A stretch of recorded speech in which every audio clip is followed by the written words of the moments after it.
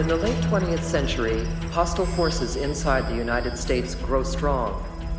The city of Los Angeles is ravaged by crime and immorality. To protect and defend its citizens, the United States police force is formed. Some of the recent protests against police violence and racism have been met with a federal response. Los Angeles Island is declared no longer part of the United States and becomes the deportation point for all people found undesirable or unfit to live in the new moral America. More federal law enforcement, that I can tell you. In Portland, they've done a fantastic job. These are anarchists. These are not protesters. People say protesters. These people are anarchists. These are people that hate our country. An earthquake measuring 9.6 on the Richter scale hits at 12:59 p.m., August 23rd, in the year 2000.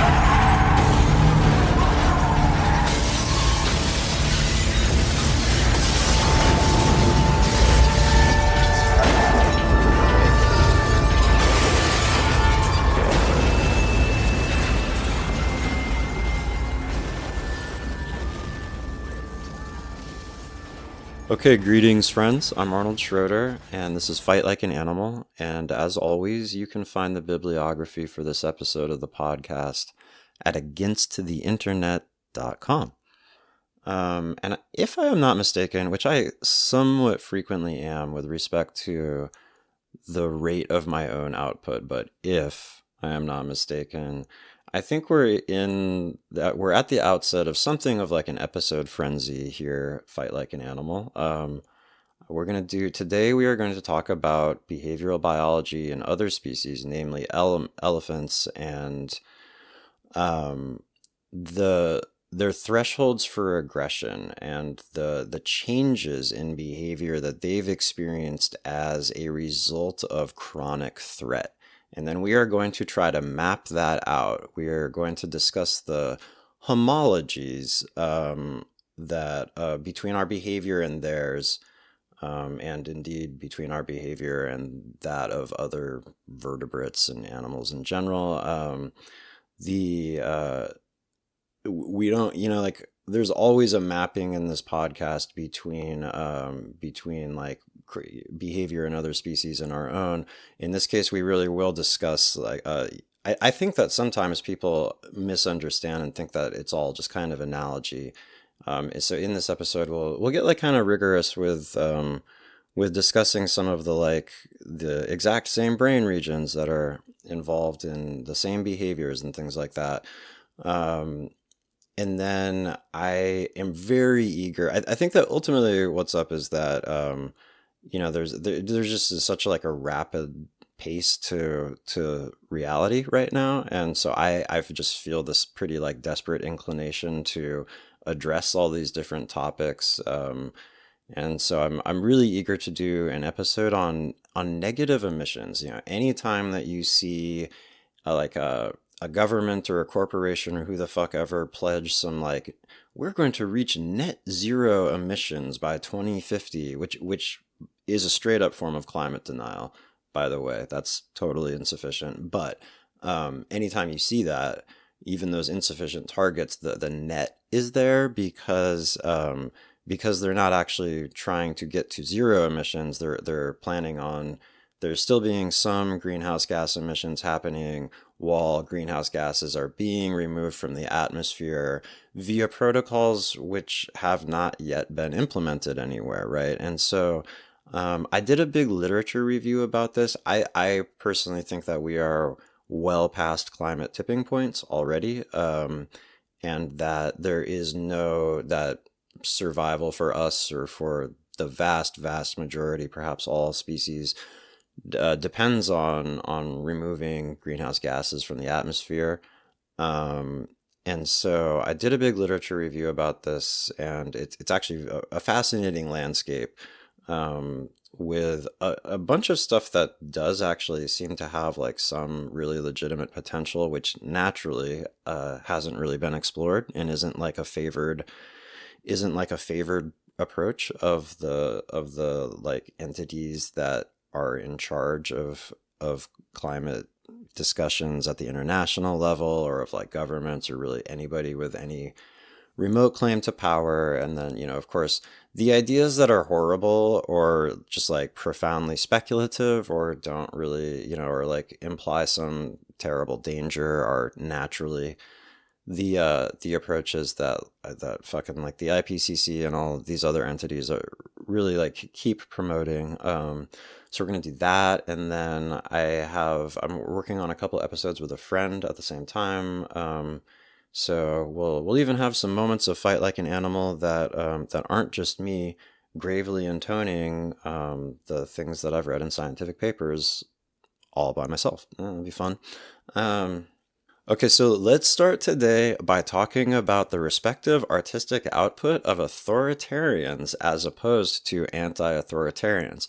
And namely that if you're like, well, what's some like good authoritarian art, you know, like especially if it's not abstract, like especially if you're not talking about people who are like, I believe in a spiritual hierarchy, you know, like if you're talking about people who are like, I like Donald fucking Trump, think the guy's great, right?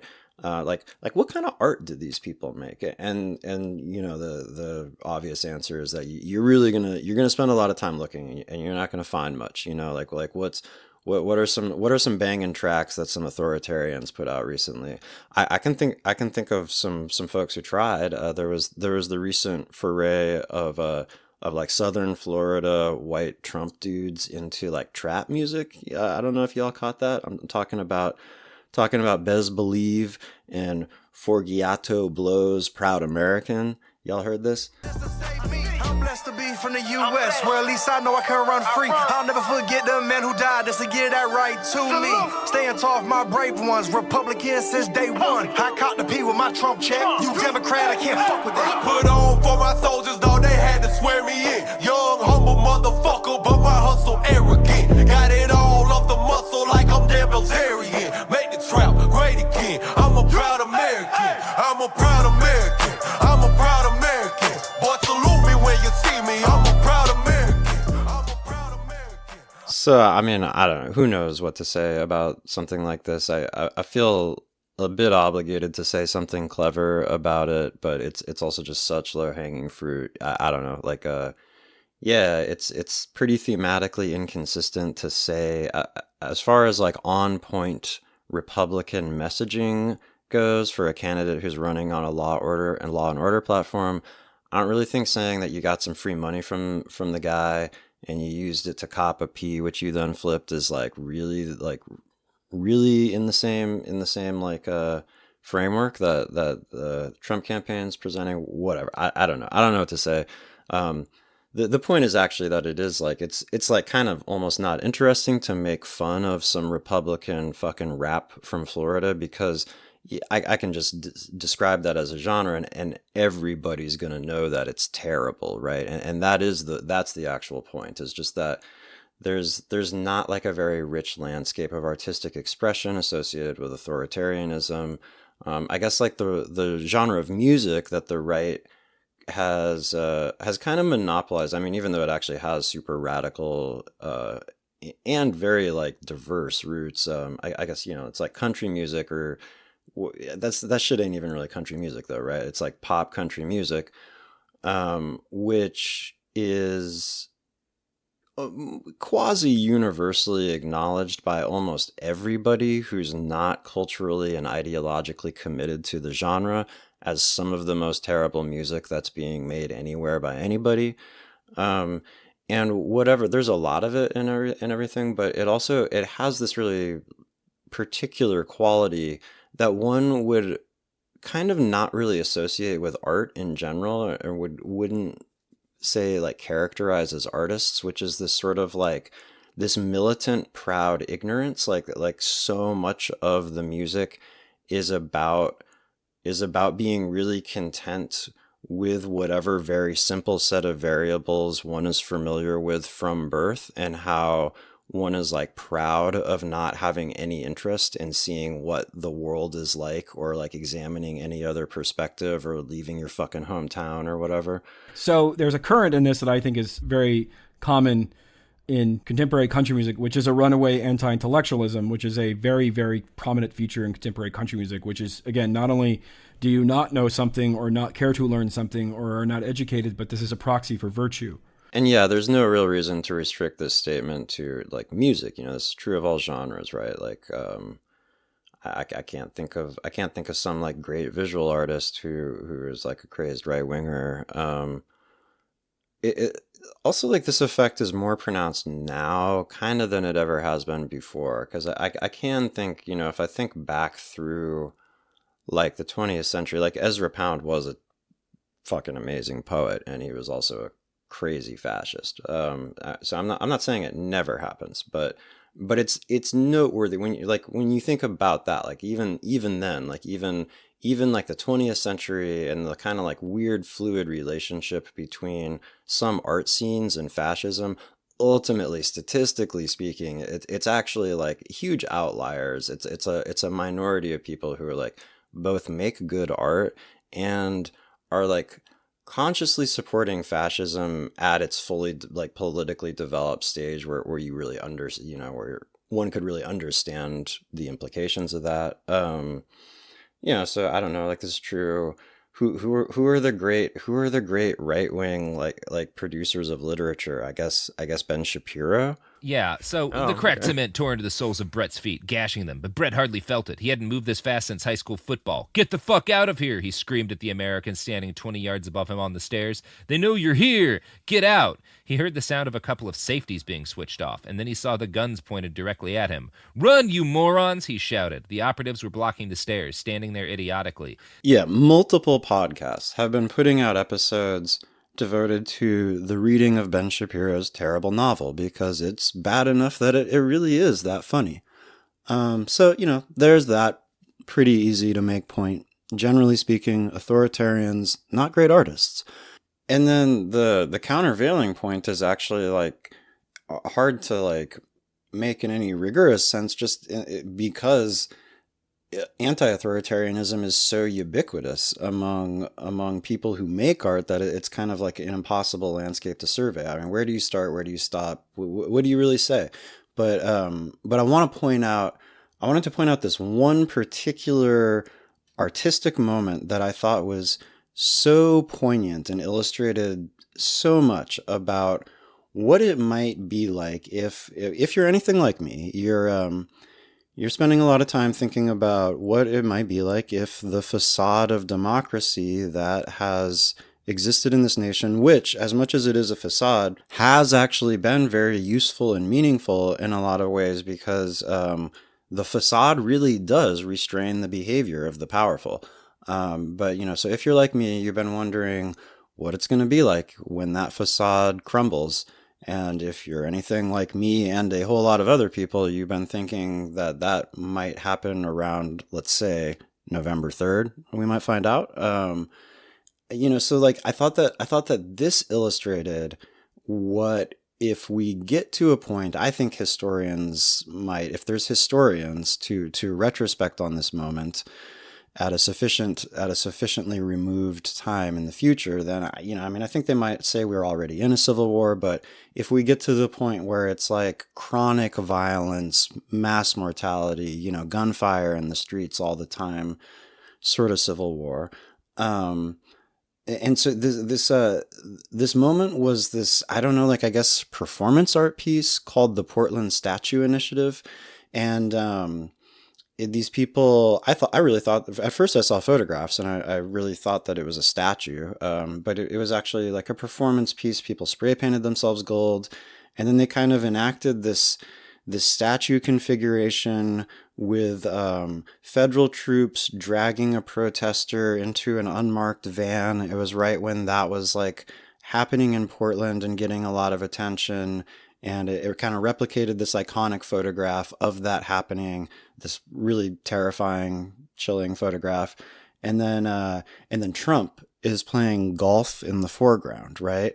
And this is right when statues were coming down all the fuck over the place too. So it had like, I mean, I don't know, like, you could like it or you could not like it, but it was definitely like a conceptually integrated, like, piece of art with like a bunch of pretty sophisticated different like layers of reference and interrelated meanings. And, I mean, it was definitely some like art, right? And I thought it was so striking because on the one hand, as far as like contesting against the Trump regime or whatever in the realm of like artistic production and commentary, I mean, there's just no way. There's just no way that he or his sycophants could at all replicate this, could at all match this level of like cleverness and artistic aptitude. But then at the same time, the physical situation that they're referencing is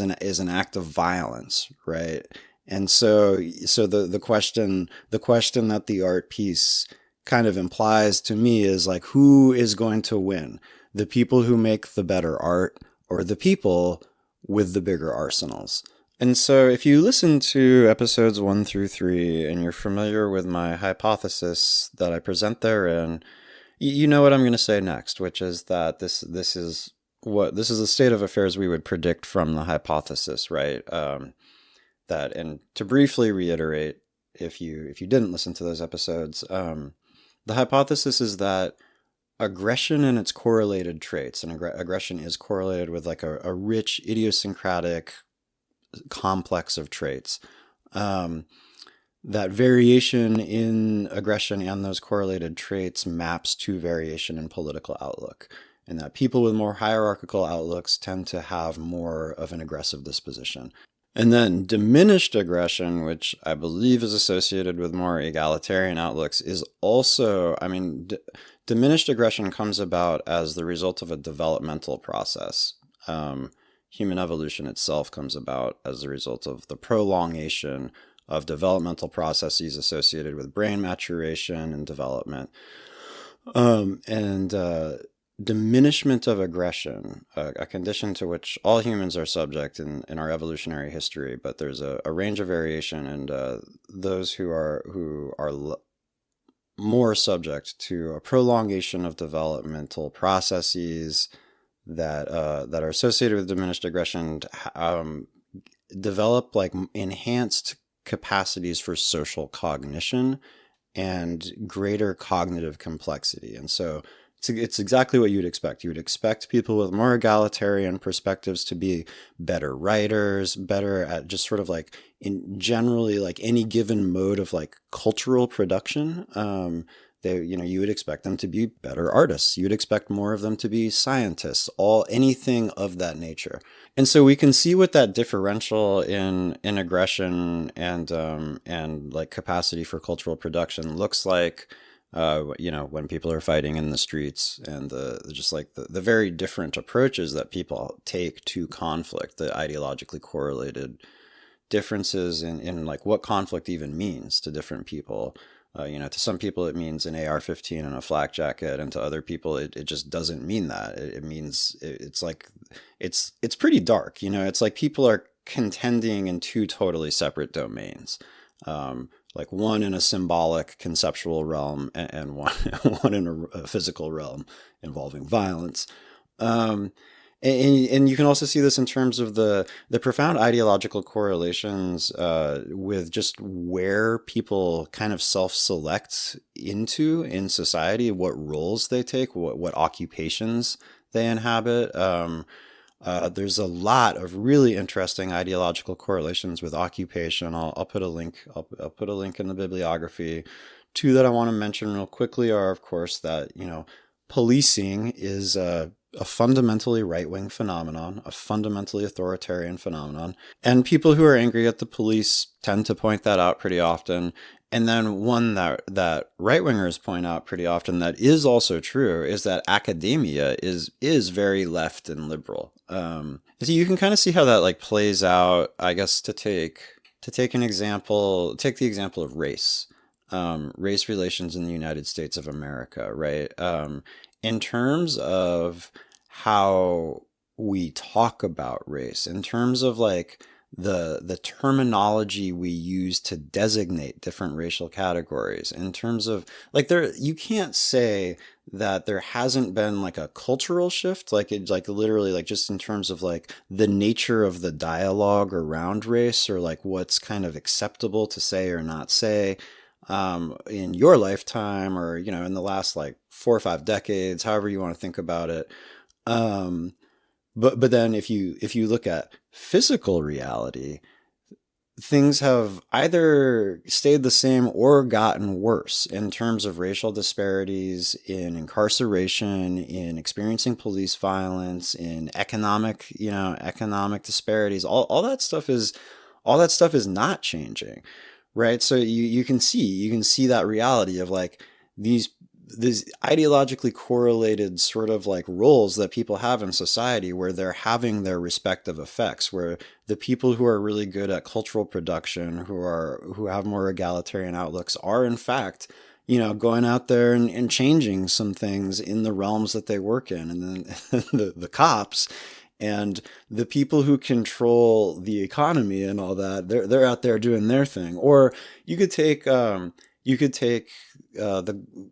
global ecological trajectory, right? The thing that I've spent most of my productive energies in this life, or the majority of my productive energies in this life, trying to address. And like all other environmentalists, I have done this by writing things, by organizing blockades. I mean, I'm not saying everybody's done all these things, but, you know, by making impassioned pleas, by learning the law and filing administrative appeals of timber sales and things like that, doing administrative law. And you know, it's totally true that all the people who are doing that have kind of changed some aspect of like the cultural conception of the global ecological trajectory. There's like, you know, the way that it's talked about is in fact different. There's pretty much no corporation that doesn't claim, at least to some degree, to be like fervently working to stave off crisis. You know, like Chevron exists as a function of reverence for the living world. Whatever, right? You know, but then while me and people like me have been doing that, some other motherfuckers who have like bulldozers and big cement mixers and a bunch of dynamite, they've been doing their thing, right? And so we once again see these predictable effects, this like massive disjunction between like what's being changed in terms of like cultural, symbolic, linguistic reality and what's happening in the corporeal world. And so if you're anything like me, when you think about that differential in these two modes of contestation, the like corporeal, the physically violent versus like the realm of cultural production, and you think about the prospect of like a coming civil war, it bums you out. Like I don't know. It's really interesting to see. I guess, like, to be honest about my experience of speculating about this, which I'm constantly doing, is like I'm very capable of cycling through a lot of really different perspectives and acknowledging a lot of really different possibilities, kind of all in the same, you know, like moment. And I don't necessarily think that's a bad thing. I really don't think we know the future. And I mean, if 2020 told us anything, it's to like really keep that in mind. And it's just like an incredible time. It's a breathtaking time because it simultaneously is a time of such catastrophe and tragedy and a time of such great possibility. And you know, if you're somebody who is addicted to politics for a long time, you've always known that's true. There's the famous, I fucking wish it was somebody other than Thomas Friedman who said it, but you know, the whole thing about crisis and opportunity being essentially equivalent. But yeah, like when people talk about this like coming civil war, I feel like pretty often there's a sort of like implicit assumption there that there are in fact two sides that have like an equal capacity for violence, and that's just really not at all clear to me. One like work that just keeps getting cited, I swear I see a new piece that cites this work every single day on the internet, was that transition integrity project thing that happened a while ago, which was like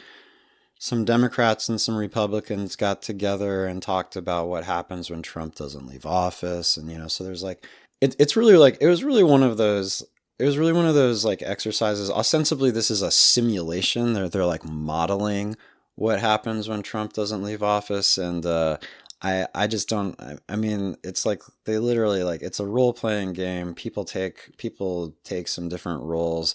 They roll some dice at various junctures, and bizarrely, the rolling of dice I feel like is supposed to give the project this quality of like rigor that it would supposedly otherwise lack. Like, oh no, this is a real simulation. Like, there's probabilities involved. This is a statistical model. But ultimately, like, what are they telling us other than we sat down and we speculated about what might happen, and maybe our speculation is better than some other people's speculation, and maybe it ain't, you know? But like,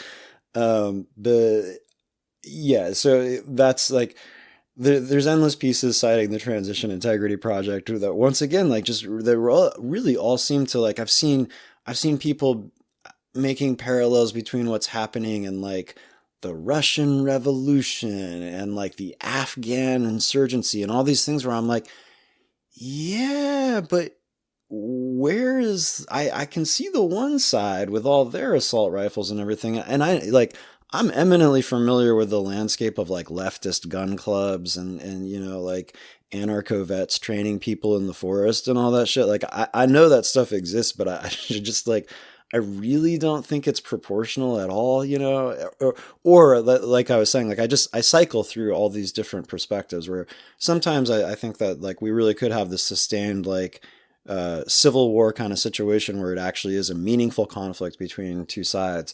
And other times it just feels to me like the right-wing militias are essentially developing into a pretty conspicuous analog of like the death squads that, you know, it's a lot of the worst moments in history involve a right-wing government and then, or really whatever kind of government, an authoritarian government, and then like a kind of like a mobilized grassroots sort of like paramilitary force that actually commits a lot of the atrocities, and a lot of the time it seems like the American trajectory is just sort of headed there. And, you know, and that is because of this like differential capacity for aggression and the very, very, in those situations, there's always like an exceptionally fluid relationship between formally constituted security forces, government, like military and cop entities, and then like these paramilitary forces, and that's very conspicuously what's happening in the United States. To quote a piece from The Atlantic about the Oath Keepers, who are definitely, as far as right-wing militias go, like really on the milquetoast end of the spectrum, right? Really on the yeah, we don't wear skull masks and talk about blowing up power stations to initiate a race war end of the right-wing militia continuum, but they're very clearly still like the proto material for like that type of phenomenon to emerge, for a death squad dynamic to come about in the United States. So to quote from this piece in The Atlantic, monitoring groups couldn't say for sure how many members the Oath Keepers had or what kind of people were joining. But the leaked database laid everything out. It had been compiled by Rhodes's deputies as new members signed up at recruiting events or on the Oath Keepers website. They hailed from every state. About 2/3 had a background in the military or law enforcement. About 10% of these members were active duty. There was a sheriff in Colorado, a SWAT team member in Indiana, a police patrolman in Miami, the chief of a small police department in Illinois. There were members of the special forces, private military contractors, an Army PSYOP sergeant major, a cavalry scout instructor in Texas, a grunt in Afghanistan. There were immigration and customs enforcement officers, a 20-year special agent in the Secret Service, and 2 people who said they were in the FBI, right? And there is nothing like that anywhere else in the political landscape. Like, we don't have that. Whoever we are, you know, obviously, I don't know, you know, like weary ecological militants who are using behavioral biology to try to understand the converging social and ecological crises don't have that.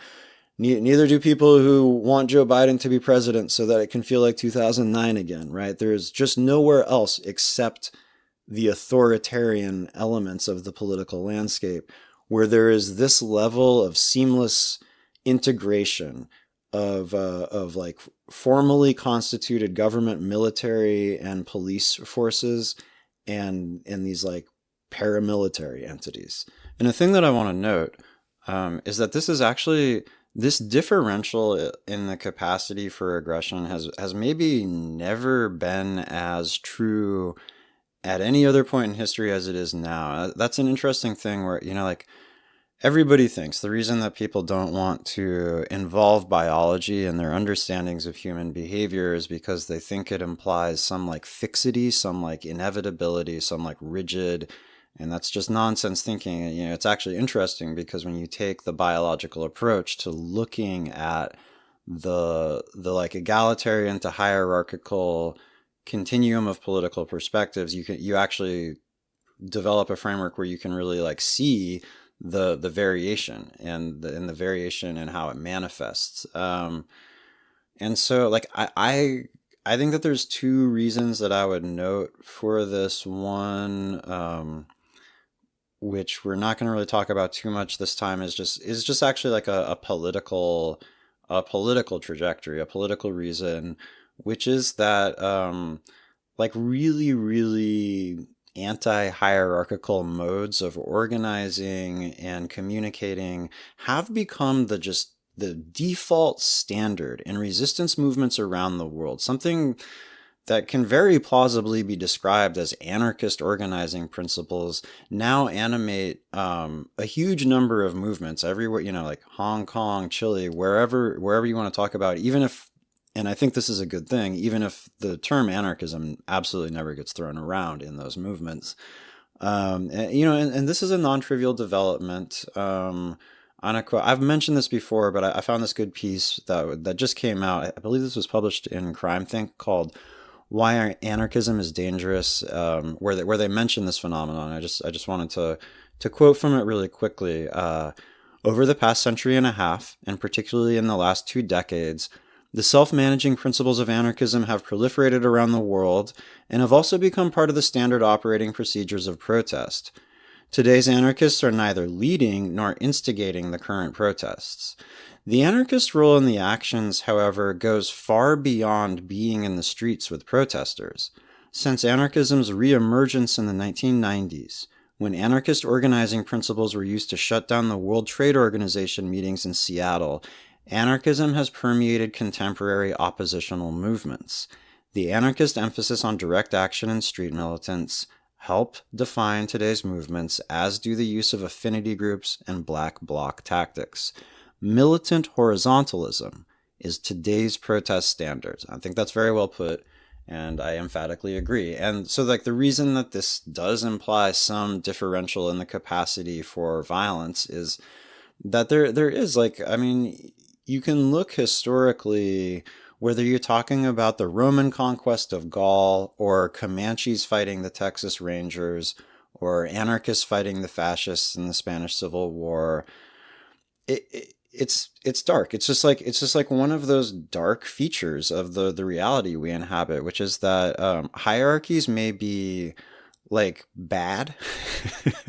they might not really work for people very well, but they're very successful, right? That when people are engaged in a violent conflict, what we do actually see over and over again, often there's a phase where the people who are fighting in a less hierarchical fashion, or like a more like wild fashion, in the case of 2 of those examples I just gave, they actually have some really interesting, significant advantages at first, but that sooner or later, military forces that are very like hierarchical end up, like, it actually does become like a really significant advantage at a certain point for there to be somebody who can simply say to people like, go over that hill and die, right? Like where they can like kind of force decisions on people that people won't make if they're just kind of, if like the behavior of an armed faction is sort of like an emergent property of all these people making individual choices that make sense. It's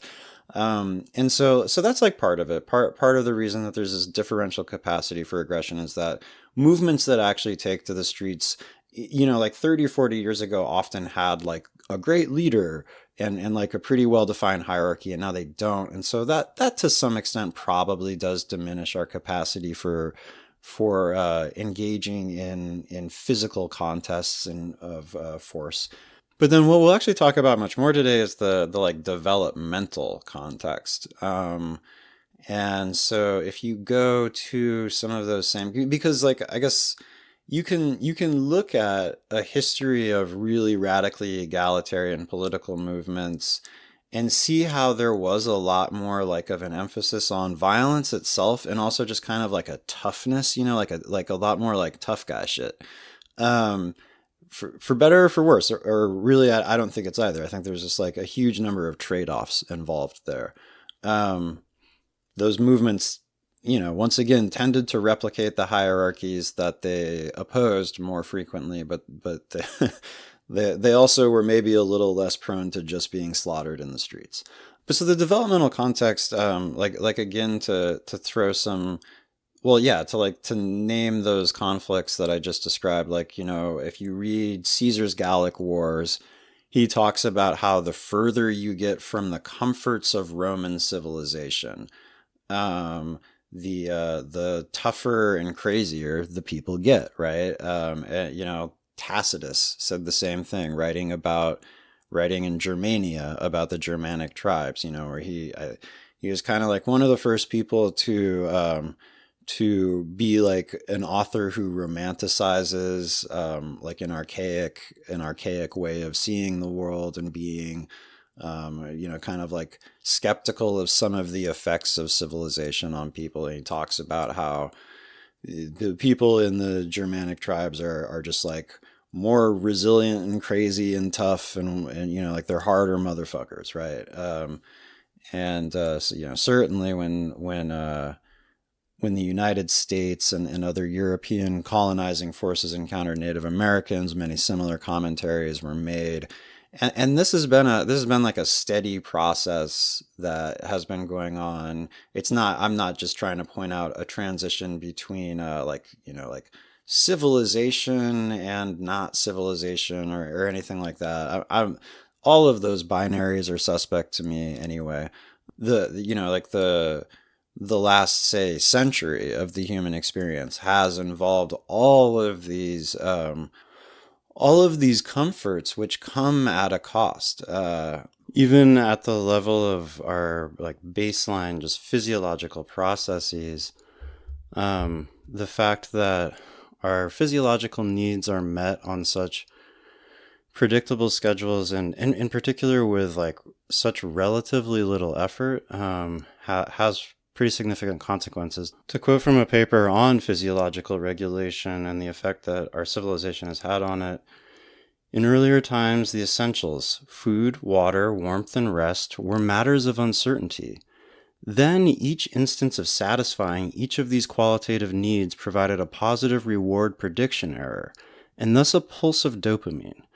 Now, as modern life provides most of our material needs with relatively little effort or surprise, these qualitative sources of positive reward prediction error shrink. Since the great edifice of brain-centered regulation depends on dopamine pulses, we feel quite uncomfortable without them and are driven to seek new sources. One way to imbue an expected event with surprise is to intensify it. An expected food can be made sweeter and/or greasier, and the portion can be made larger, more. Drugs are introduced, such as nicotine, alcohol, cocaine, amphetamines, or opioids, that powerfully increase dopamine on demand. Thus, we suggest that the soaring levels of various addictions reflect desperate efforts to manage life in the absence of small qualitative pleasures. And, I have mixed feelings about that very last statement. I think that it's absolutely true, particularly if we extend the definition of addiction to encompass like a bunch of processes that we just sort of associate with the civilization we live in. Actual addiction to like drugs like meth and opioids, I consider myself something of like a connoisseur of addictions, and statistically speaking, those particular addictions are also heavily predicted by like experiences of abuse and like tremendous. to be in like some kind of really intense pain of some variety, usually for those things to be appealing. But the basic process of being addicted to those substances is like at a neurological level homologous with all the other fucking addictions that characterize our civilization. You know, all the like cell phone, social media, television, just all of the pleasures that people are addicted to.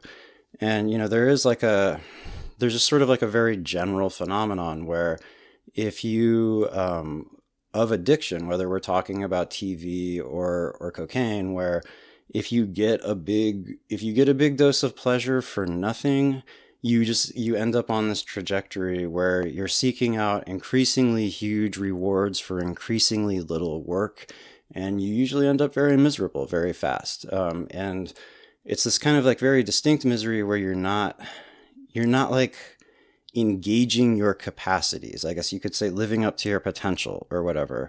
And our evolutionary experience was very different, where we did some really intense work to meet like baseline needs, but that the landscape of like dopamine rewards and dopamine seeking, like reward seeking in our brain was really different. And, you know, kind of ultimately, like, probably people were a lot happier in certain respects.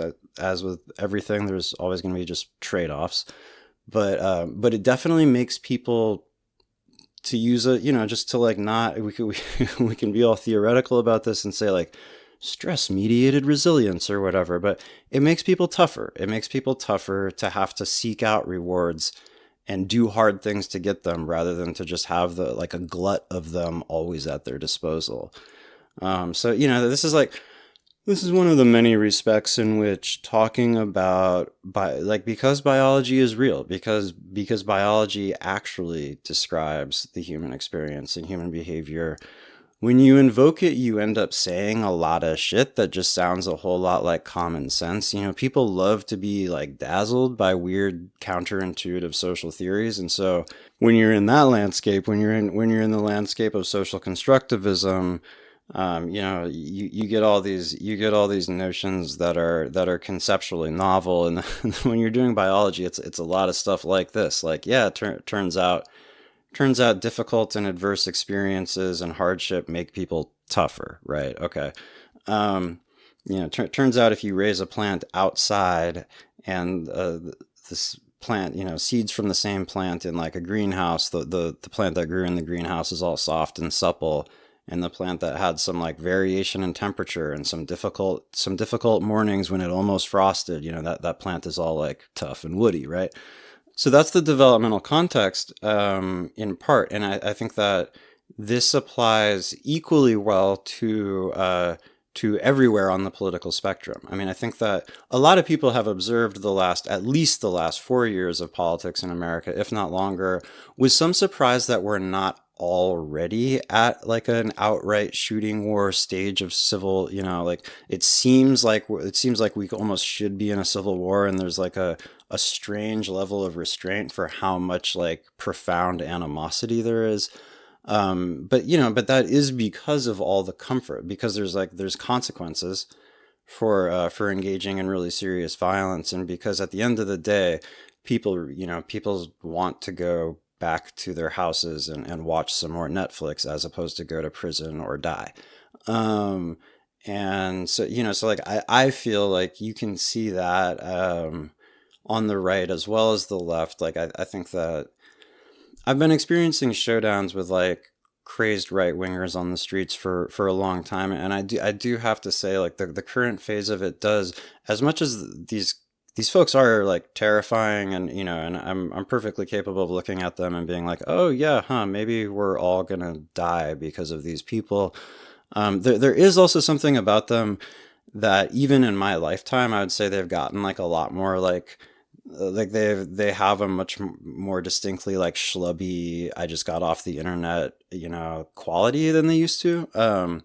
But then, like I've also talked about, I mean, I think that there's a way in which it's affected everybody, this developmental context, but there's also a way in which it's differentially affected people with different kinds of perceptions and basic orientations to the world, because that's just like the process we're in generally, like we're all hyper specializing as our civilization is getting more complex, which means that we're all getting more, like into increasingly specialized, which means increasingly limited. It implies both like a greater depth of very specific knowledge, but also a lack of more general knowledge.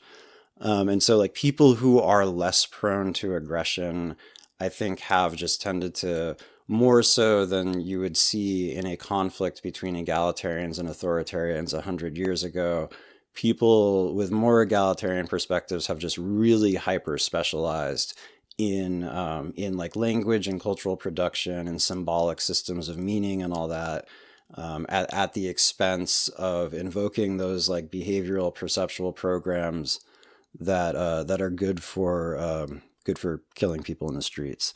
So I want to talk about this developmental context with respect to elephants. And in some respects, it's a little bit of the reverse process. And what I hope that we could maybe model from this is what it would be like to experience sufficient trauma and a substantial enough sense of threat that the thresholds for aggression that seem to have been so conspicuously raised among people in modern, technologically intensive, hyper-complex societies with egalitarian political outlooks,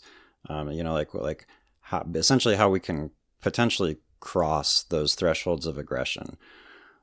So elephants, I guess it could be said, have tried nonviolence and it failed, right? They really have. The thing that the nonviolence people want us to do, the elephants have suffered very nobly and have, without retaliation, just kind of responded to their systematic extermination with displays of, how beautiful and wise and sentient and compassionate and gentle they were. The elephants have played a very deep game of respectability politics while their populations, there's, I guess, 4 species of elephant, and I am mostly but not exclusively going to be talking about African elephants, which is not the only species of elephant in Africa, but kind of like the a major one that you see in a bunch of different habitats.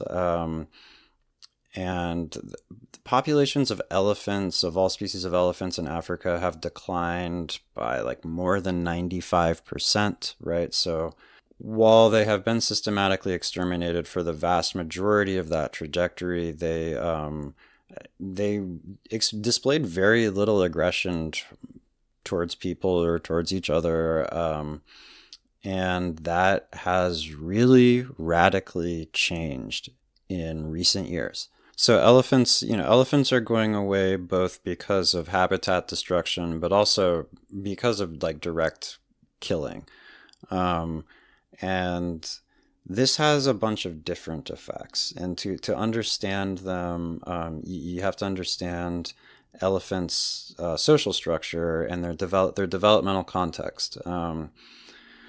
To quote from a paper on the subject, elephant social contexts are organized in nested sets of sustained relationships revolving around a natal family composed of a matriarch and female allomothers. After weaning, females remain in the natal herd learning how to care for younger herd members, while young males between the ages of 9 and 18 years leave and enter a second phase of socialization in the company of an all-bull group or area. Now, this process, the experience of growing up in a society like this, this developmental context, is necessary for elephants to actually develop some of the neural connections that will facilitate characteristic elephant behavior in adulthood. Some of the synaptogenesis and some of the neurogenesis, the creation of neurons and synapses. To quote from Gay Bradshaw's book, Elephants on the Edge, elephant society includes a strong sense of belonging and family identification. This awareness, sense of connection, placement, and relatedness extend beyond the family unit. One expression of this unity is a strong value of reciprocity, and to a certain extent a kind of leveling that marks relationships. For example, the infant who has been tended by young females will, when their allo mothers bear their own babies, reciprocate by caring for these new young family members. Regardless of genetic relatedness, rank, or gender, all elephants seem to show concern about ill or dying individuals. The literature is replete with examples. So female elephants and male elephants until they're teenagers live in these groups with like a matriarch, right? And she possesses a bunch of knowledge that nobody else does. She possesses, in a lot of cases, knowledge about like ecological knowledge about like where a suitable water source is in a particularly dry spell, like where to go to eat when times are tough. And then she also possesses like a tremendous amount of social knowledge that actually really does have a significant bearing on the viability of an elephant population. And so, you know, these groups that are where matriarchs are dominant, are fusion fission societies. They are family groups, but these elephant groups meet up with other elephants pretty frequently and have varying degrees of like contact, integration, spend time together, move around together for a while, and that is, it's a function of familiarity. And so the matriarchs are repositories of all this complex social knowledge that helps the elephant group navigate who to hang out with and who to act kind of defensive around. So the older the matriarch, there's a correlation. There's a curve that describes how likely an elephant group is to defensively like cluster, which is what they do when they're encountering a group that they don't have a lot of like history of social contact with, or any like any familiarity. So they get into this defensive configuration. And in elephant groups where there isn't really like a truly wise old matriarch, where maybe they've lost the older females, which there's a demographic skew in elephant populations because people are killing them for their tusks. So they tend to kill the biggest elephants, i.e. the oldest and wisest elephants. So there's this curve that describes how likely elephants are to engage in this defensive behavior relative to how unfamiliar or familiar a group is, like when they hear the call, whether the matriarch recognizes that group. And it's a function of age. So the older the matriarch is, the more that an elephant group only gets into a defensive configuration when they're around an elephant group that's actually unfamiliar and actually poses a potential threat. And then groups that are led by younger, less experienced females tend to kind of get into these defensive configurations more or less at random. And so they waste a bunch of energy, they miss social opportunities, and they fail to actually detect legitimate threats. And so that's life in the female-dominated aspect of elephant society, and it's one of really intimate contacts between all of these different animals. To quote again, bonding between an infant and his mother occurs early on, and a young elephant may suckle from his mother until about 4 years of age. Yet while it is the mother with whom the infant interacts the most, a young elephant has more exchanges cumulatively with other family members. Elephant life is communal. The elephant care village is made up of allo mothers, other females, siblings, aunts, and cousins, who tend to every aspect of calf upbringing, though on the rare occasion when a baby tries to suckle from another calf's mother, that female usually rejects the trespasser. Social exchanges include such physical greetings as touching trunks on different parts of the body and mouth or rubbing against each other. Touching also provides comfort and assurance when a baby becomes distressed from straying too far afield. So we can see we're in similar territory to what we talked about a few episodes back with infant monkeys being deprived of maternal contact. Once again, these are like developmentally crucial experiences, if they don't happen in the relevant developmental window, there is a lifelong impact on adult behavior and affect. And the impacts of people killing elephants can kind of be, and of their populations declining through other means, I guess. But like the actual killing of elephants has two effects. One is the trauma itself. So elephants witness this, right? And they're not that different than us. They know what's happening. They distinguish between people who have in the past caused them harm and who have helped them in the past. Elephants know that people are hunting them, and elephants know that they are dying out. They know that their existence is threatened, and so that has a bunch of like young, because once again it's older elephants that tend to get killed. It leaves younger elephants having witnessed these horrors and like living with the knowledge that someday these horrors may very well be visited upon them. And so that has the effects of, like PTSD, very, very, very similar syndrome of consequences. And then, but then it also, like when individuals, particularly older individuals, are taken out of populations, it has these very long-term effects just in terms of shifting the social configuration and therefore the developmental context that elephants emerge out of. Quoting again from another paper, disrupted populations typically experience two specific effects that are likely to impact on their social functioning. Initial trauma that may accompany the disruptive event, which can involve survivors observing the killing of individuals around them, and the subsequent loss of opportunities for interacting with older group members that could act as appropriate role models or repositories of knowledge. And then they talk about the PTSD-esque aspects of this. With regard to the first of these impacts, it is now becoming clear that in animals as well as humans, social trauma experienced early in life may have very significant effects on physiological development and adult behavior patterns. For instance, in highly socially and cognitively advanced species such as primates and elephants, where neurological development is strongly mediated by exposure to complex social information, a severely disruptive event can result in the expression of one or more non-normative behaviors during later life, including persistent fear, hyperaggression, and infant abandonment. And so, as a result, and then with respect to this other effect, the changes in the developmental context, we now see elephant societies of a variety that just absolutely never existed until very recently in history. We see very young mothers, like much younger mothers than existed before, raising calves, often alone. There's like single mothers raising calves. There are significant aggregations of orphans who just don't have any adult interactions, who are just kind of all like roaming around together trying to figure out life.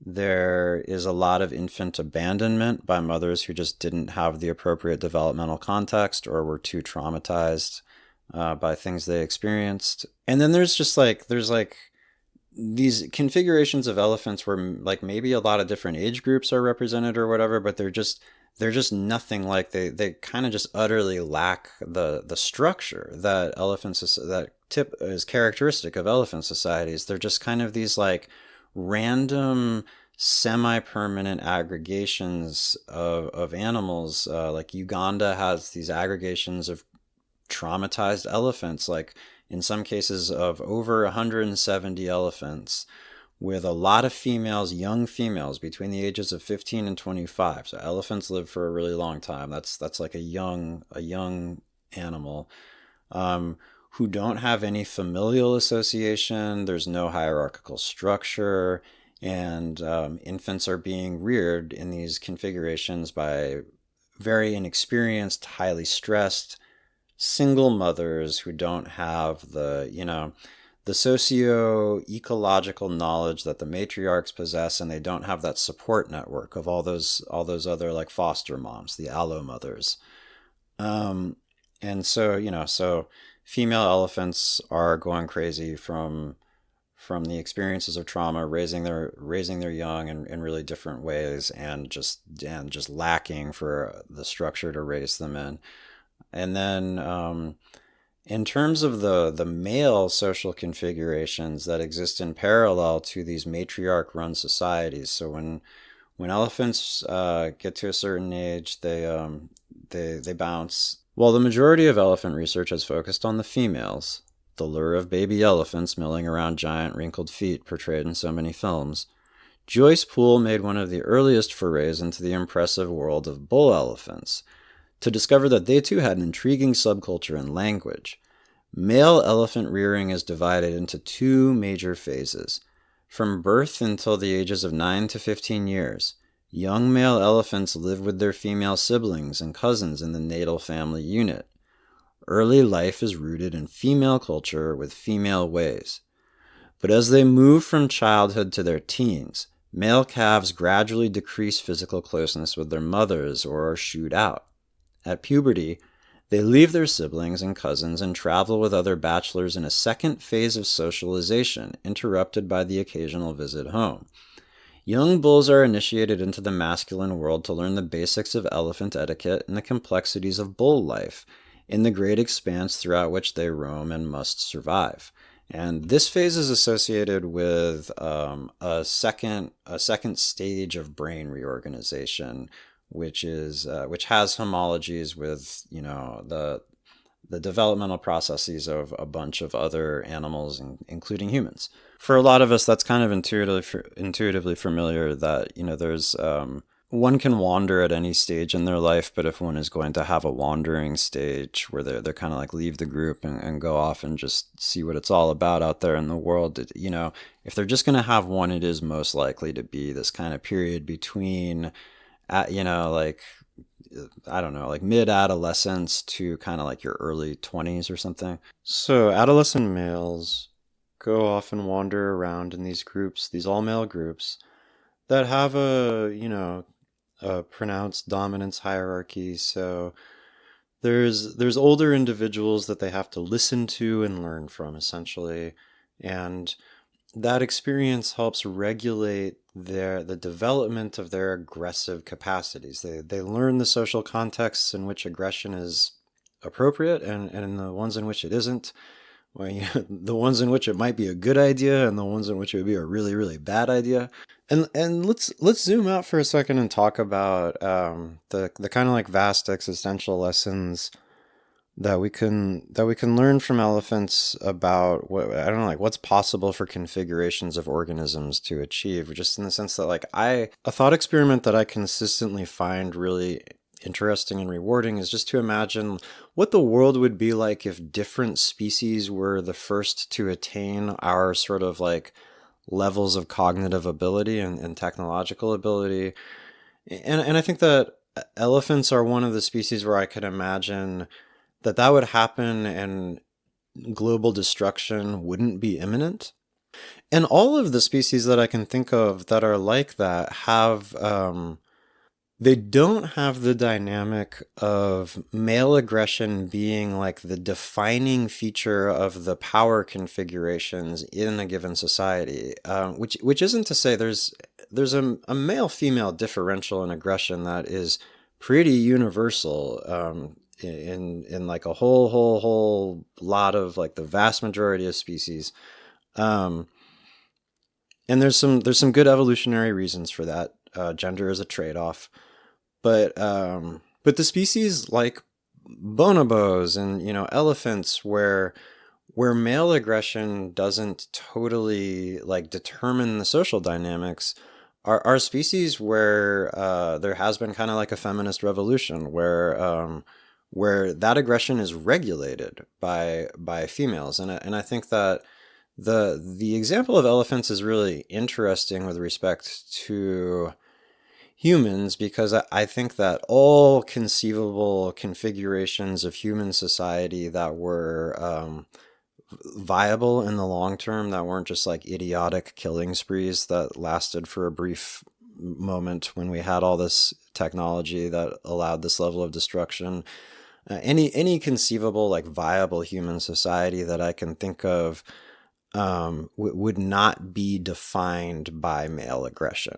And at the same time, I don't think gender is a social construct, which is not to say that gender is a strict binary or that there isn't an incredibly complex, like an incredible complexity of gender expressions that exist out there. But,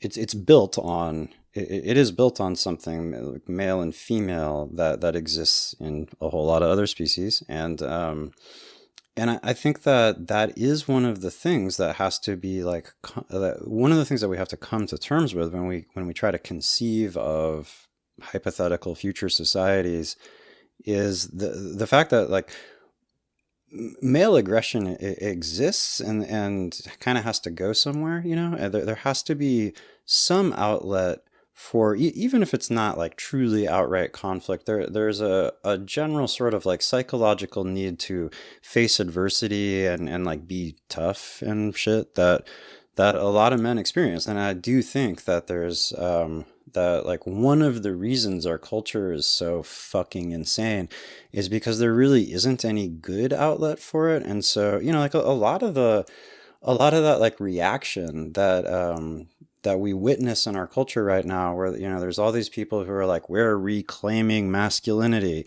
and to them that means supporting a president who puts kids in cages to get raped and all this other, like, it implies being a monster, right? And I think that's like, it illustrates how little of like a meaningful, useful, valid framework for that sort of like state of being that is real, that can't be denied, there is in our culture. And so like it comes out as kind of like a pure reaction, like an antagonism towards any form of compassion, basically, which is deeply ironic because cruelty is weakness. And, these people I think have really actually like a total disconnect from any sense of like manhood that is integrated and meaningful.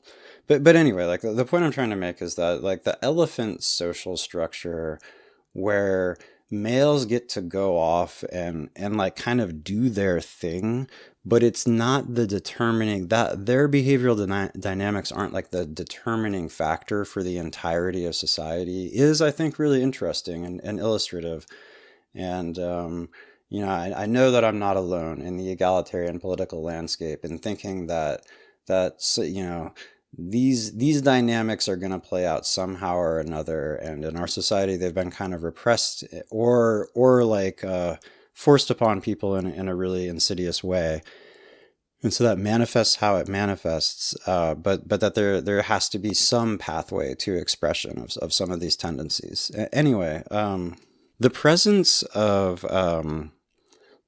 in these all male groups of these older elephants greatly prolongs the time of onset of a particular state in an elephant's life called, a male elephant's life called must, which has a fun etymology. It's derived from a Persian word for drunkenness.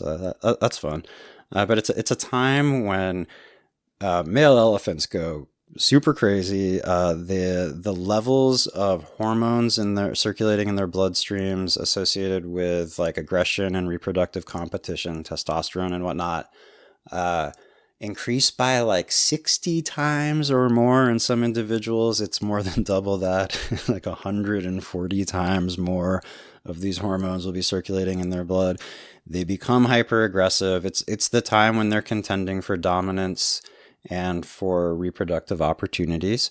And if they are around older, more dominant males, then the onset of must is when they're in their like mid 20s, maybe I guess let's say the late 20s. Like the average age is 28 years for entering must.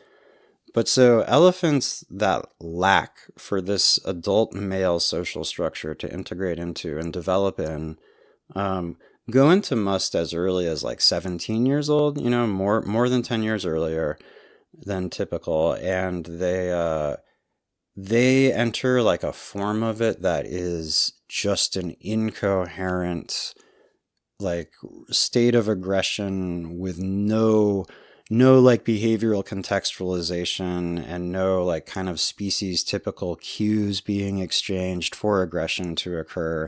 And it's fucking crazy. So they kill each other at rates that are totally atypical for elephant societies.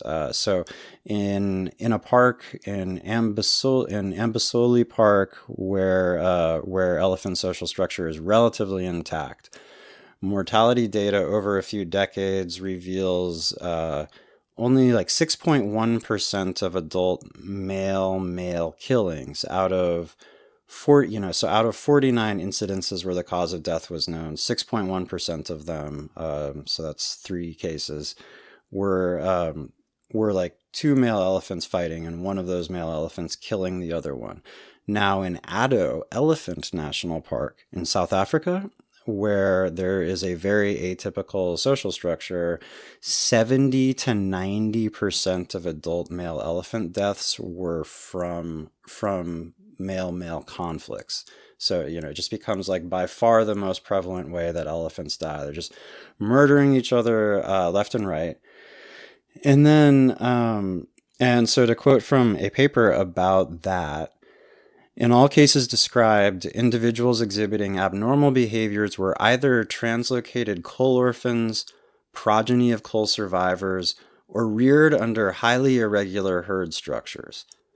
The hyper-aggressive coal orphans sustained multiple major attachment disruptions and relational trauma, i.e. loss of mother and allo mothers, premature weaning, witness to family deaths, herd dissolution, translocation, during periods when critical patterning of brain development occurs. Neurobiologically, their hyperaggression is consistent with an intense state of amygdala hypothalamic sympathetic hyperarousal and a weakened higher right orbitofrontal inhibitory system associated with impaired developmental trauma. And then another aspect of another abnormality associated with this is that males will enter must in like synchronously with one another. It's just like part of all their cycles of must overlap. So they're all ready to like fight and fuck at the same time, which is, probably it's a better system than what happens in the absence of these social structures where the cycles just don't overlap. And so it's like some elephants are not feeling particularly aggressive and others are just like ready to kill everything they see. And then it gets even darker and weirder because in a couple parks, male elephants that have developed in really abnormal social structures have started killing other species and raping other species, particularly rhinoceroses. So, and it's happened a lot. There's like, what was it? Something like 100 rhinoceros deaths in this one park. I read a paper specifically about its incidents in this one park, and it was incredible. The rate of killing was incredible. Here's what one paper said about this phenomenon.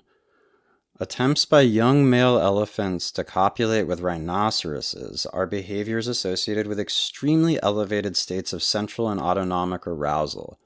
When sensory processing abilities become impaired and induce an inability to differentiate species-specific sexual signals from intraspecies aggressive pheromone signals, behaviorally, such trauma-induced neuroendocrinological compromise is manifest as an abnormal fusion of affective, defensive, fear-motivated rage, combined with elements of frustrated, intense sexual drive. The adolescent elephant's elevated affective arousal states may have been particularly acute given the premature and sustained must they entered in the absence of older bulls.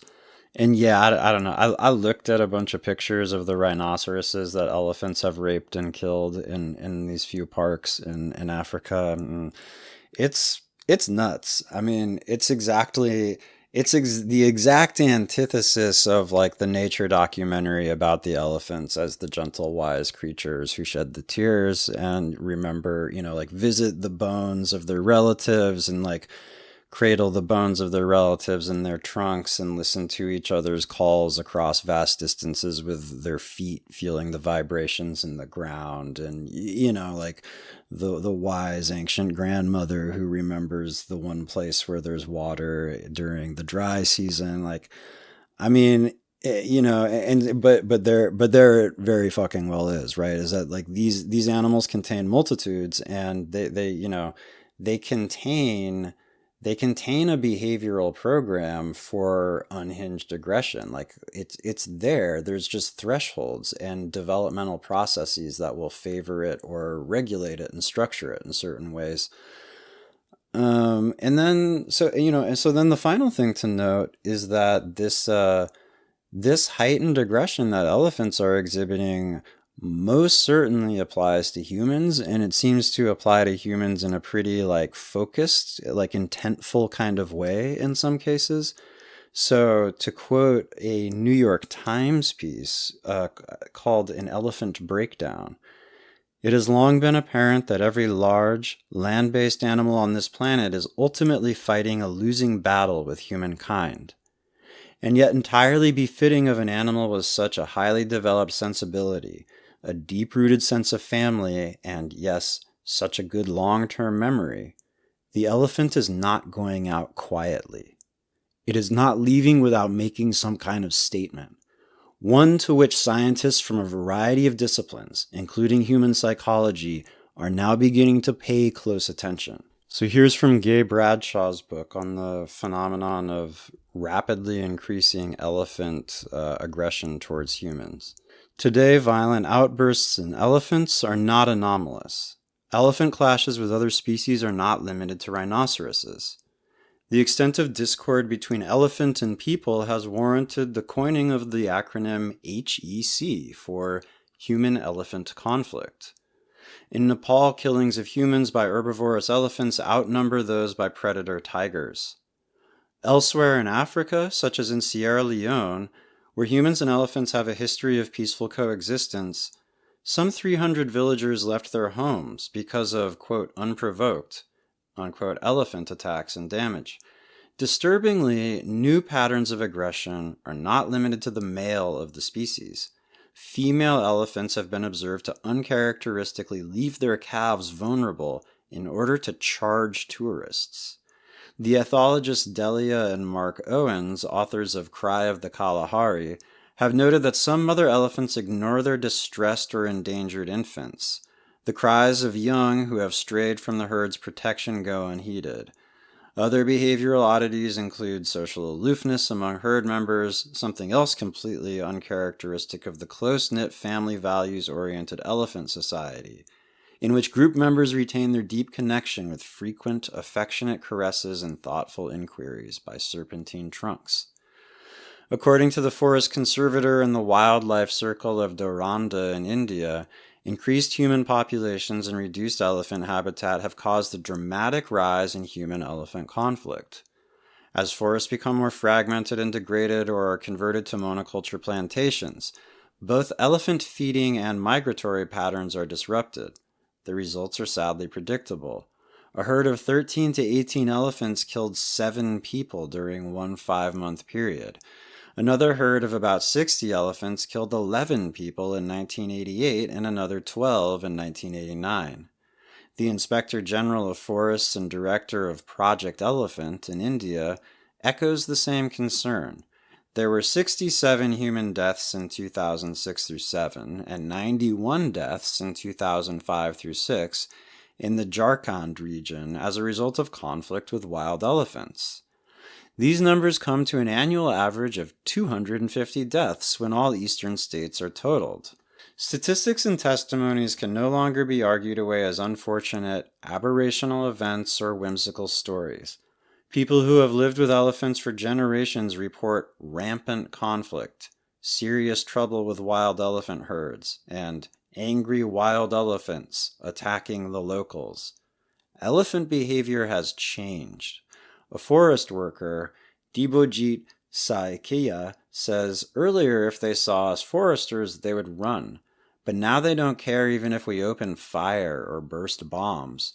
We could scare them off with searchlights, but now they come after us. And so, like, this reality could obviously be interpreted according to a number of different, like, morality tales, right?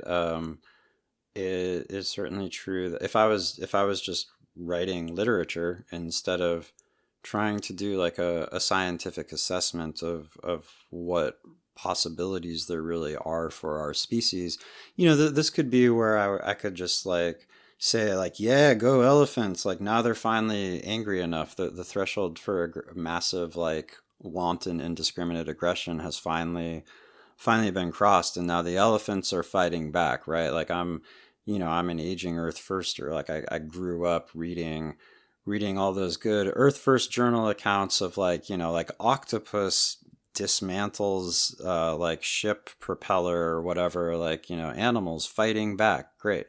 But obviously this is just like a really complex reality. And so here I want to start talking about the homologies between elephants' developmental context and responses to trauma and capacities for aggression and those found in our own species. And for this, I'm going to rely on a few different sources, but one in particular that I found really useful was this paper by the author of the book I've been quoting, Gay Bradshaw. And this paper is called How Elephants Are Opening Doors: Developmental Neuroethology, Attachment, and Social Context. And so I'm going to quote from the introduction to this paper, where she says, "The primary goal of this review is to describe the coalescence of theories of behavior across disciplines in the emergence of trans-species models of brain and behavior. The neuroethological analysis of non-normative elephant behavior illustrates how integrative models of psychobiology and ethology find congruence with what we already know about core psychophysiological homologies among all mammals. Aggression and attachment, both key elements in the elephant narrative, are specific examples where such cross-species research is well established. What may have appeared in the past as behavioral isolates now make up the fabric of a coherent conceptual framework for describing both humans and animals." And so that's this point that I assume people who are listening to this podcast understand this, but I want to make it really explicitly right now. This isn't a literary experiment, and I'm not referring, when I talk about similarities between the behavior of other animals and our own behavior, I'm not talking about analogies, right? I'm not saying like, oh, look, like the elk fight on the mountain, their horns clash mightily, we should be like the elk and fight back against our destruction, right? Like I'm saying, like, when the elk fight, the same brain regions are involved doing the same things as when we fight, right? So I'm trying to describe actual homologies, like areas of very direct continuity. All like mammals and to some extent just like so-called higher animals in general have a bunch of brain structures and neurological and behavioral and physiological processes that are just the same. They're just shared across species, where these have not been the targets of selection that's like radically altered these structures. And so in this case of elephants and humans, some of the pathways that we know that are involved are the HPA axis and connections between the amygdala, the hippocampus, and parts of the forebrain. So, for instance, there was a 2013 paper that found a linear correlation between changes in brain structure and experiences of child abuse, in a population of adults. And so these brain structure changes were changes in the degree of connectivity, the degree of functional connectivity between the amygdala, the hippocampus, and the ventromedial prefrontal cortex. And so there's a lot of, I'm currently wading through a neuroscience textbook, and I'm definitely like learning some new things about brain structure and activity as I go. But these are brain regions that certainly I've been familiar with for a long time, and I think like a lot of the public has some sense of what they do, right? And we can kind of imagine this as like a circuit where, like the amygdala produces fear and rage and aggression, and the hippocampus is involved in learning and memory, and these two structures are very close. So the amygdala is kind of always there. The hippocampus provides kind of like an inhibitory and contextualizing function for the amygdala, which is just sort of always there doing its thing. It's just responding to every stimulus, being like, no, I should kill that. I'm terrified of that. And then the hippocampus is like, you've seen that before. That's not a snake. That's a garden hose or whatever, right? And then all like that dialogue gets moved up to the prefrontal cortex, where more abstract thought and contextualization and like, reasoning about the stimulus or the response to the stimulus or whatever occurs. And so you can, you can see how, so this paper, How Elephants Are Opening Doors, talks about a pretty similar neurological circuit that gets changed when elephant developmental context is altered, and how in both cases it's been described for humans and elephants, the degree of connectivity between certain brain regions just is diminished when there isn't the functional social context. Like neurogenesis and synaptogenesis actually require it's really intense. It's like this remarkable, the formation of neural connections requires social connections. There's something very like deep and elegant there, right? And so these do not get generated when organisms develop in abnormal species atypical contexts. And so like I think that, but I also think because we earlier were talking about the developmental context and the experience of like adversity as like a pretty necessary component of developing a healthy degree of resilience and like healthy capacities for like exertion and the experience of difficulty.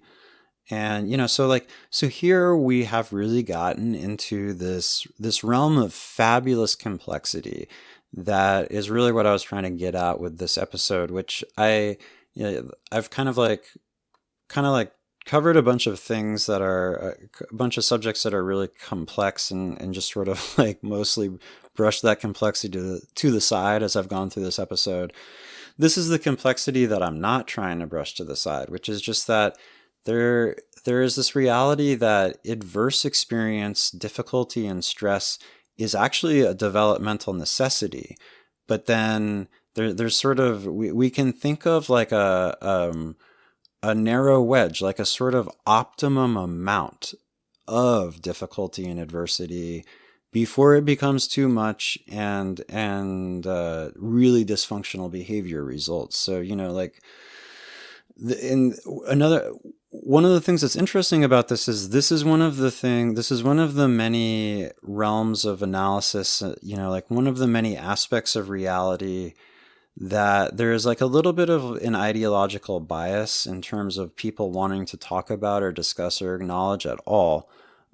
So the talking about the fact that you grow stronger through hardship is something that a lot of people with egalitarian perspectives don't like, because it's so frequently used to justify various like inequalities and atrocities or whatever in ways that I just find manifestly absurd. Like, I don't think it's actually that complex to grapple with these, like the fact that people are like so opposed to to the redistribution of wealth because they are attached to these narratives about like how you should confront your hardship, and no matter where you come from, like if you're just tough enough, you can probably make things better for yourself. Like taking that narrative and trying to use it to justify the existence of the billionaires who actually run our lives, these weak, pathetic monsters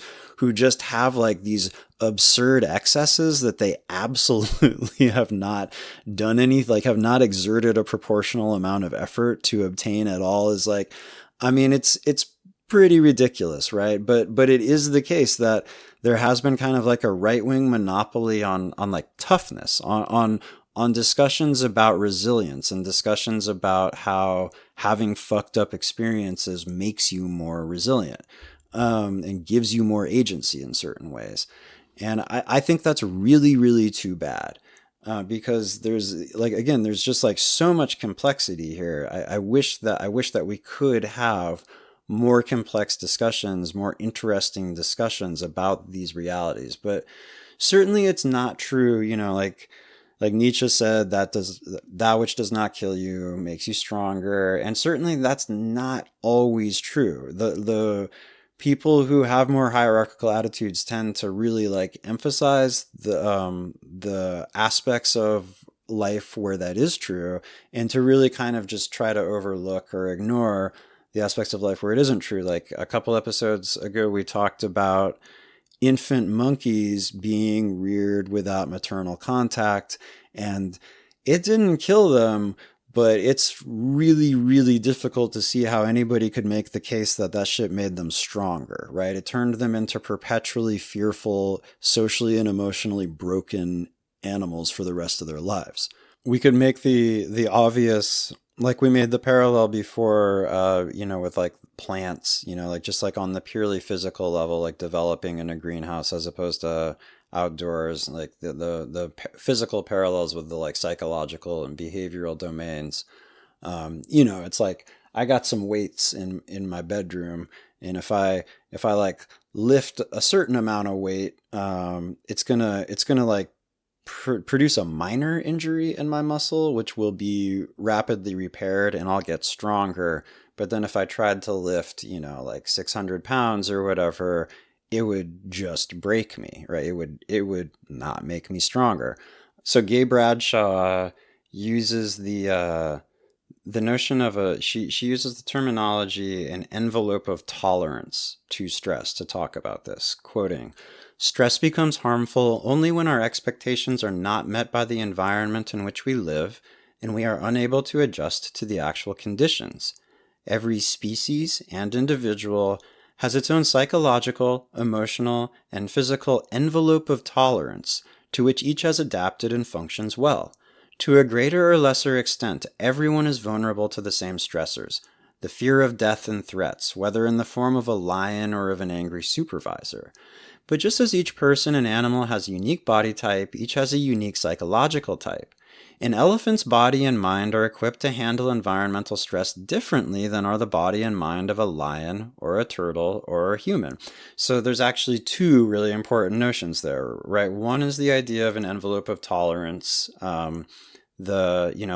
Like I said, the kind of like hypothetical optimum level of adversity, difficulty, stress, whatever, that allows an organism to develop into its most resilient form. But then there's also, and this fact just confuses so many conversations about the human experience and what's right and wrong. Like people overlook this to their profound detriment.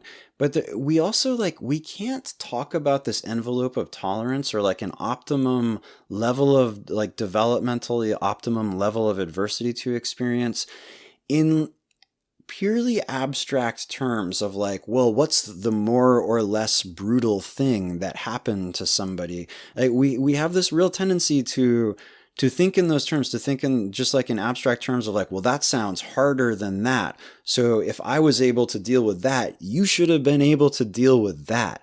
And that just totally overlooks the fact that there's actually like species typical developmental needs that we have that really are so divorced from our abstract conceptions of what something that's truly like brutal or difficult, like what a truly significant hardship looks like, right? Like in the case of elephants, it's like they go absolutely nuts if they don't get to touch trunks with other elephants while they're growing up. They don't get to like cuddle with a bunch of aunts and like a bunch of unrelated adult females as they're developing. They go totally fucking nuts if they don't get to be, if they're males, if they don't get to be in these all male groups with older males.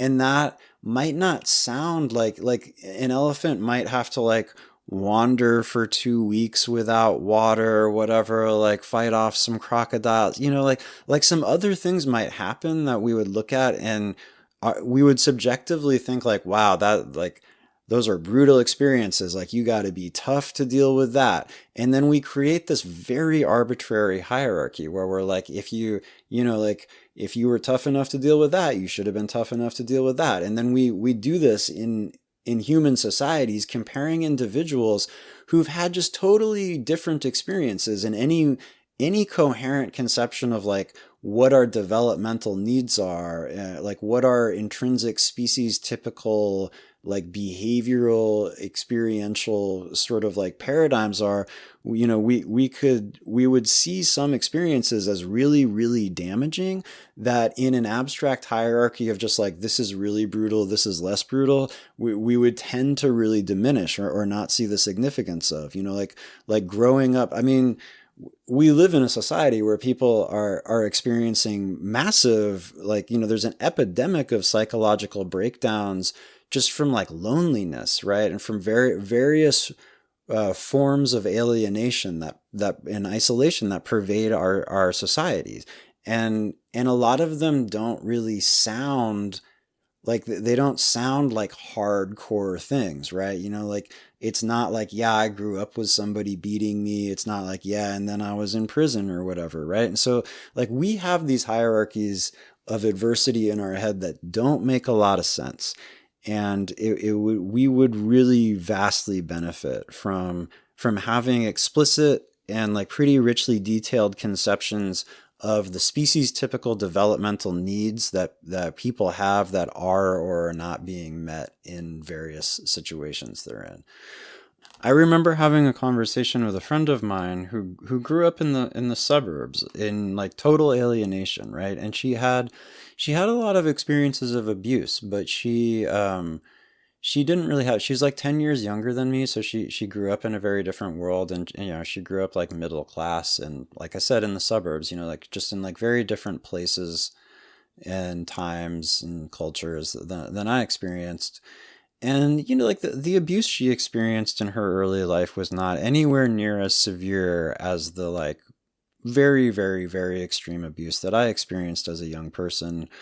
But, like this one evening we were talking and she was talking about her experience of growing up. And I said to her, like, I really see how your childhood was actually harder than mine in really important ways, because I experienced a whole lot of like raw brutality, but it was actually like really like cinematic brutality. Like I can talk to people about it and people are like, wow, you're a hard motherfucker for still being alive. Right. So first of all, like it falls into that terrain, like I was saying, where like our abstract conceptions of like a survivor come into play, and that provides its own self-esteem boost.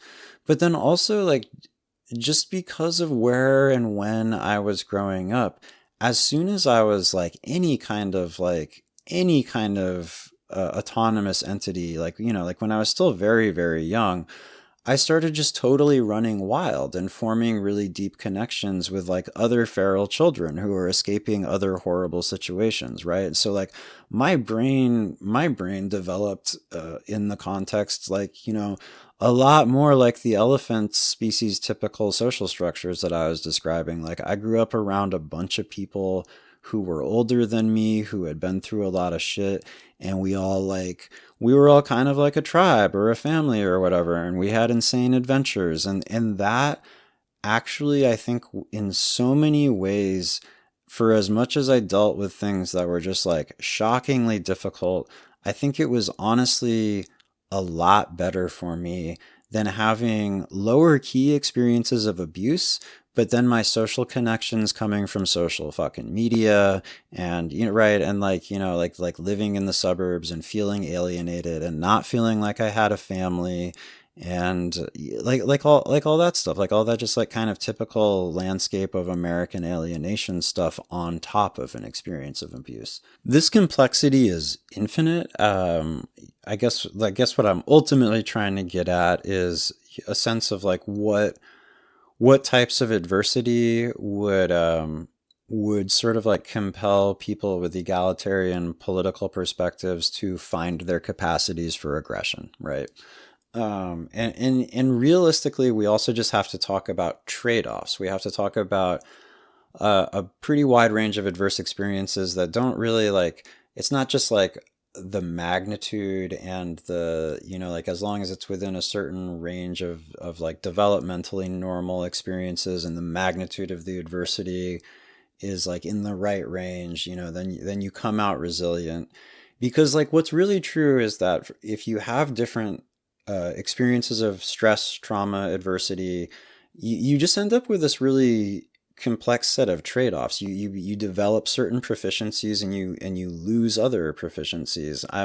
I always think about this this description in this book by this anthropologist. I think his name is Philippe. I think his last name is just pronounced Bourgeois. I don't know how to pronounce that guy's last name, but it just looks a lot like bourgeois. But anyway, he wrote an ethnography about selling crack called In Search of Respect, selling crack in the El Barrio.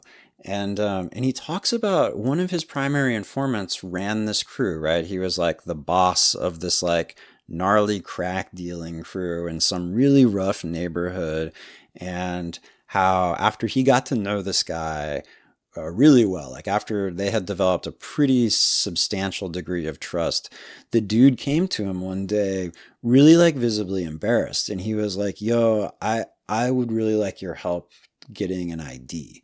And at first the guy didn't like really know, the anthropologist didn't really know like what kind of help this guy wanted. And eventually he realized that the dude was actually just really terrified to go down to the DMV and to like try to deal with that aspect of civilization, do like those, like have those kind of difficult experiences, which like nobody likes, like everybody kind of acknowledges as like, it's like a little anxiety inducing, a difficult, chaotic experience, whatever. But for him, it was like, I mean, he like did not have a driver's license and he wasn't young, and he had never been able to do it because it just like the thought of it paralyzed him so much. And, and the author talks about this, how he's like, this guy is tough. Like this guy can do all these things that I and most of the people who are ever going to read this will never be able to do. It's just off the table. Like we're just like, yeah, we're not that like crazy and tough, right? But he can't go to the DMV.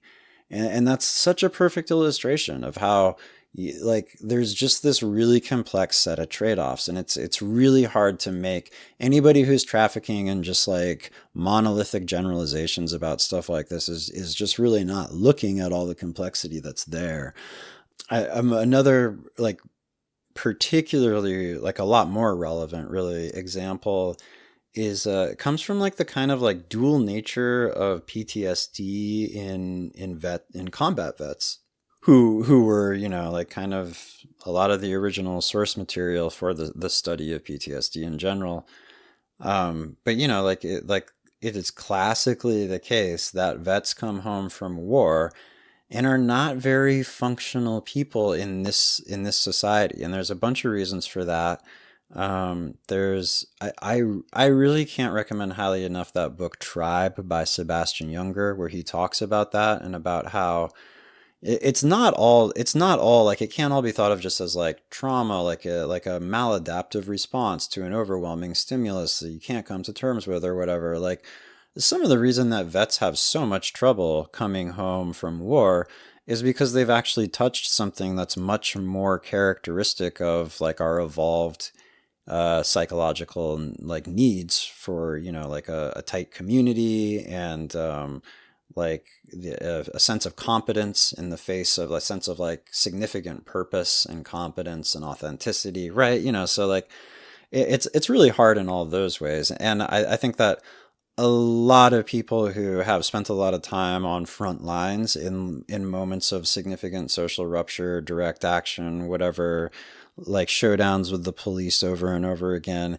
have had really similar experiences of like not really being able to de-escalate and kind of like finding that they're actually traveling to conflict zones. I mean, you know, like in part because that's what they believe in and what they're good at, but also in part because the only other option is to like de-escalate and come to terms with all the, you know, like with the way you are and to try to like find some meaning in going to work and watching television and all the rest, you know, and like it's like it's really, really, really hard to do. But so like, you know, you have on the one hand people who have experienced combat or people who can't de-escalate from like living in the tear gas here in the United States of America for sustained periods of time. And like, you know, like we're just broken idiots. Like we like can't function in really simple ways. We'll like yell at you for no reason. And like, we won't show up on time for things. And like, you know, like we're just messes. But then if there's an emergency situation, we're exactly the people that you want around. And obviously if people have been in combat, like, you know, then those are the people that you really, really want around in combat. Right. And so like, again, like we are talking, when we talk about whether adversity will make us stronger, we're just totally talking about a really complex set of trade-offs. There's no other way to look at it. And then a final thing that I want to say is that just in terms of the question of whether egalitarians can find their aggression, I've mentioned this study, I think once or twice before, but there was this fascinating study that kind of replicated the like very famous silver fox domestication experiments that I've definitely referenced a bunch. It was done with mice, and as with the silver fox experiments, the researchers took an initial population of mice and found the very least aggressive individuals and then just kind of selectively bred them for reduced aggression until they had a population that was very, very unaggressive and retained a bunch of juvenile traits into adulthood. You know, so that was like another replication of like of this correlated set of changes that we observe in all organisms, including, I contend, humans, which predicts political orientation. But he then took some of these like very low aggression mice and put them back into the population of high aggression mice. And so they, early in life, right, while they were still developing, so they fought, they had to fight. And the experience of fighting turned them into just as good of fighters as any of the other mice. So, right. So like their baseline behavior was much less aggressive. Their default behavioral paradigm was not to get into fights all the time for no good reason. But if exposed to repetitive instances where they had to fight, they were fighters just like every other member of their species, right? So I do think that what we are experiencing now and what we are probably going to experience in the future is going to be terrible.